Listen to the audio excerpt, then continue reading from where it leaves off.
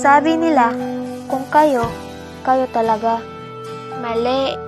Kung gusto nyo talagang maging kayo hanggang dulo, piliin nyo. Piliin nyo palagi yung isa't isa. Piliin nyo palagi na ayusin. Piliin nyo palagi na magpakumbaba at magpatawad. Higit sa lahat, piliin nyong mag-intindihan.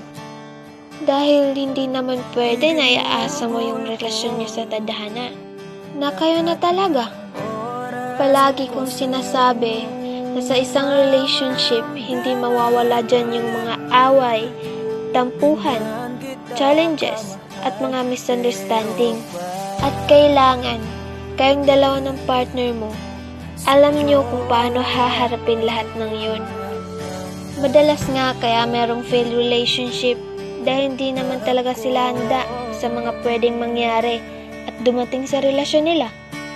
Ang isip lang nila, puro happiness, puro enjoyment lang. Kaya sana, kung hindi ka naman talaga sigurado at handa sa papasukin mo, wag mo na lang simulan. Oo, normal lang yung masaktan. Pero alam mo yung mali.